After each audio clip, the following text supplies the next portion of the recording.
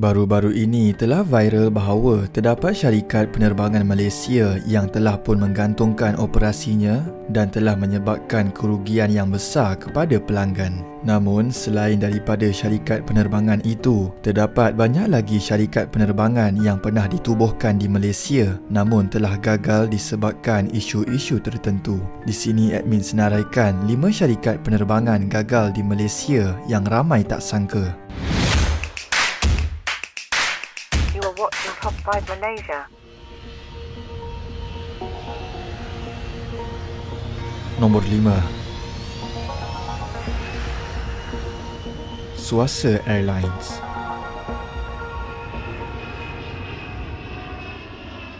Swasta Airlines Sendian Berhad yang mula menjengah industri penerbangan pada 19 April 2016 telah dikendalikan oleh Ketua Pegawai Eksekutifnya, Kapten Sheikh Saleh Abboud yang juga Setiausaha Eksekutif Kesatuan Pekerja Penerbangan Malaysia. Ketika itu, syarikat berkenaan dilaporkan mempunyai sebuah pesawat Boeing 737-400 yang dibeli daripada Malaysia Airlines Berhad. Pada 22 Julai 2016, MEFCOM telah menolak permohonan Swasta Airlines untuk mengendalikan penerbangan komersial yang tidak berjadual dari Kuala Lumpur ke Langkawi kerana tidak mempunyai ASP. Namun, Swasta Airlines Sendian Berhad masih meneruskan operasi dengan menyifatkannya sebagai penerbangan demonstrasi. Menurut MEFCOM, syarikat penerbangan komersial perlu memiliki sama ada ASL atau ASP yang dikeluarkan oleh MEFCOM dan sijil operator udara yang dikeluarkan oleh pihak berkuasa penerbangan awam. Hal ini bukan sahaja berkaitan dengan Undang-Undang Malaysia tetapi juga untuk mematuhi keperluan serta amalan antarabangsa. Pada tarikh 9 Januari 2017, Swasta Airlines mengaku bersalah di Mahkamah Session Sepang kerana beroperasi tanpa permit perkhidmatan udara yang sah dan didenda RM380,000. Tanpa ASP yang sah, ia menjadi satu kesalahan melanggar Seksyen 36 Akta Suruhanjaya Penerbangan Malaysia 2015. Rentetan daripada kejadian ini, syarikat tersebut telah dihentikan serta-merta dan sejak pada tarikh itu, tiada khabar berita yang mengatakan syarikat penerbangan ini akan beroperasi kembali.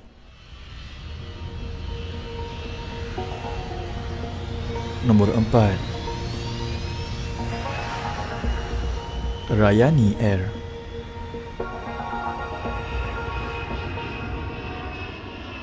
Syarikat penerbangan Rayani Air yang dimiliki oleh ahli perniagaan Ravi Alagandran dan isterinya Dato' Kartiani Govindan merupakan penerbangan syariah pertama di Malaysia dan yang keempat di dunia selepas Royal Brunei Airlines, Saudia dan Iran Air. Penerbangan ini tidak menyediakan minuman beralkohol atau daging babi yang sesuai dengan undang-undang diet Islam dan doa akan sentiasa dibacakan sebelum setiap penerbangan. Syarikat penerbangan patuh syariah ini memulakan operasi dan telah melancarkan penerbangan pertamanya bagi laluan Kuala Lumpur Langkawi pada 20 Disember tahun 2015. Sebelum ini dikabarkan bahawa Rayani Air akan dilancarkan sebagai syarikat penerbangan tambang rendah tetapi syarikat penerbangan itu secara rasmi meletakkan dirinya sebagai syarikat penerbangan perkhidmatan penuh pada bulan Disember 2015. Tambahan pula, syarikat penerbangan ini merancang untuk bekerjasama dengan Royal Brunei Airlines untuk memperkukuhkan konsep syarikat penerbangan patuh syariah dalam industri penerbangan.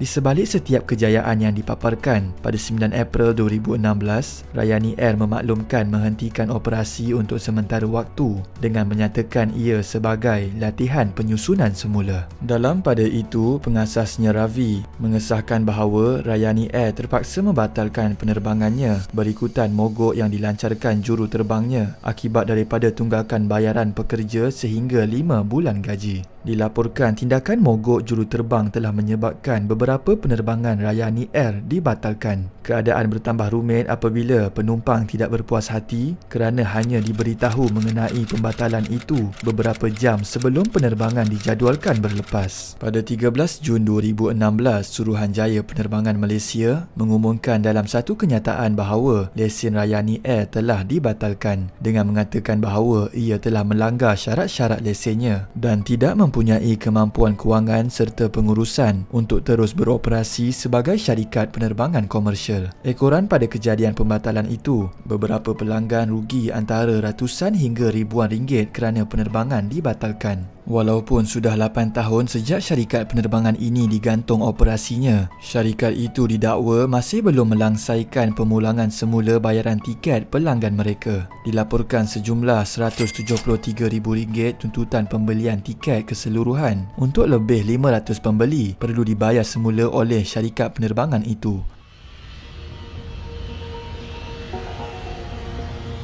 Nombor 3. Flymojo.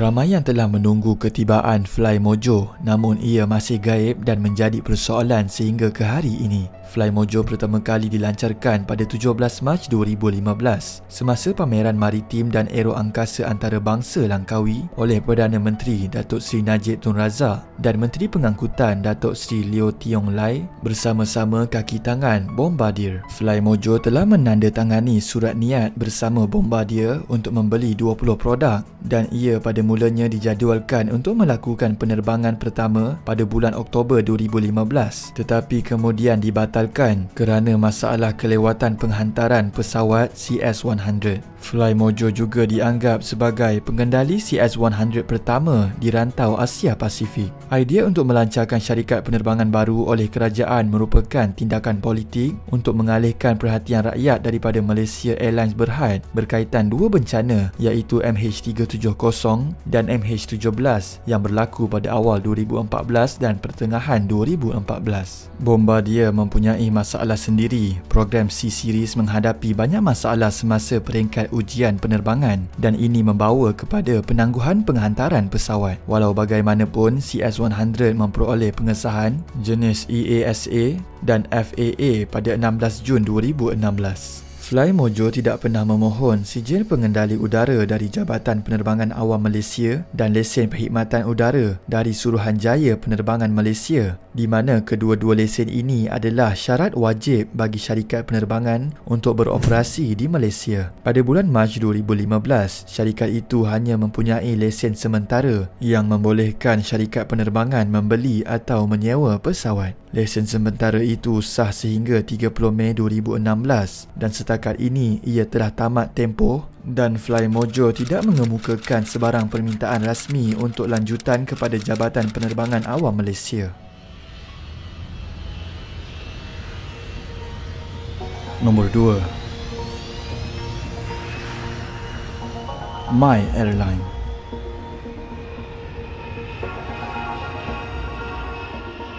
Syarikat penerbangan My Airline bermula daripada perbincangan antara Rainer Teo Keng Hock, seorang veteran industri penerbangan, dan seorang usahawan Malaysia, Datuk Goh Huan Hua, pada akhir tahun 2020.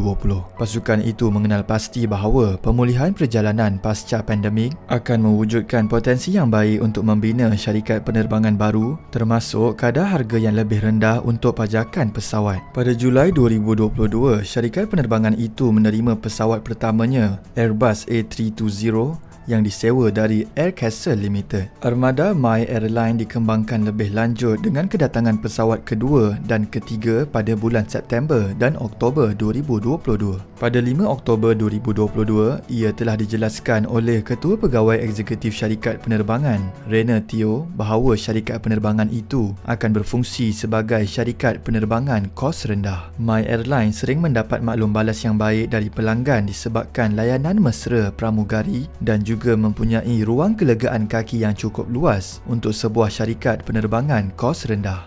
Okey, kata-kata yang masuk dalam ni semua baru first time try My Airlines. Oh, tengok betapa luasnya dia punya jarak.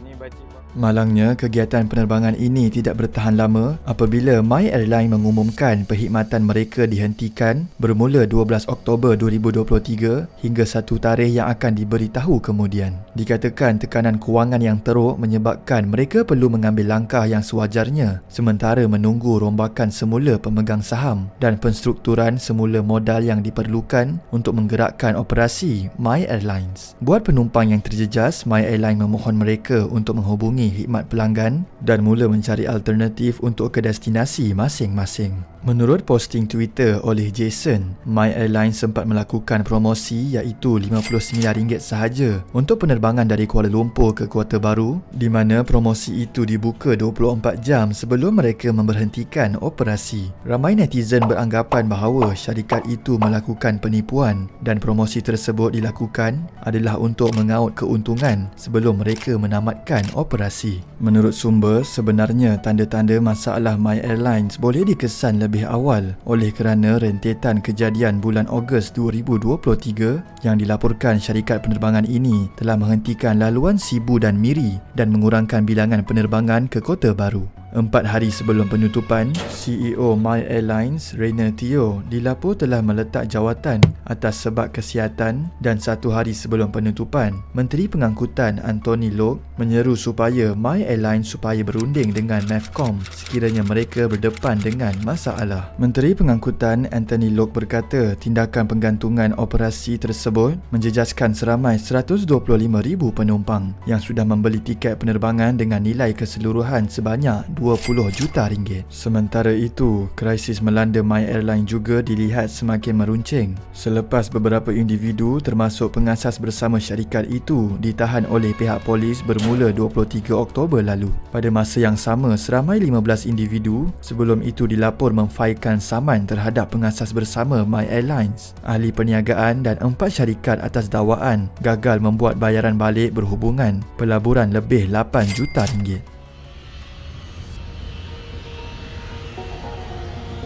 Nombor 1, Pelangi Airways.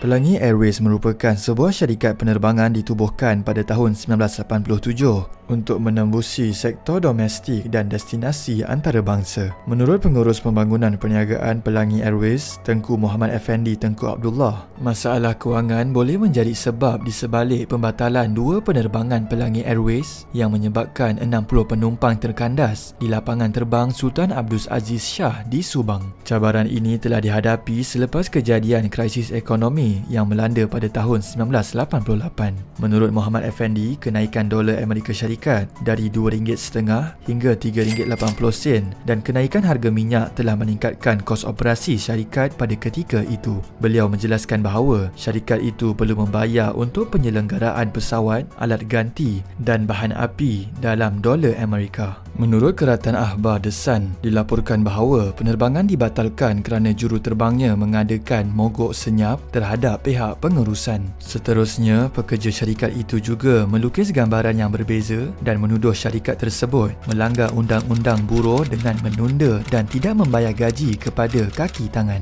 Terdapat juga sumber mendakwa syarikat penerbangan tersebut tidak menyumbang kepada kumpulan wang simpanan pekerja sejak akhir 1997 dan tidak membayar overtime dan allowance. Pekerja itu juga mendakwa bahawa pihak pengurusan berbohong dalam menafikan ada mogok senyap. Pelangi Airways mempunyai antara 200 hingga 300 pekerja termasuk juruterbang, kru penerbangan dan kaki tangan pentadbiran. Menurut laporan berita harian, pemegang saham terbesar dalam syarikat itu ialah Yayasan Islam Terengganu dengan 31% kepentingan. Itu sahaja video pada hari ini. Apakah pendapat anda tentang punca utama mengapa banyak syarikat penerbangan ini gagal? Komen juga pendapat anda tentang apa yang perlu dilakukan oleh syarikat-syarikat penerbangan yang masih beroperasi untuk terus berjaya dalam industri ini. Komen juga idea video seterusnya. Komen terbaik akan admin pilih sebagai pemenang giveaway duit.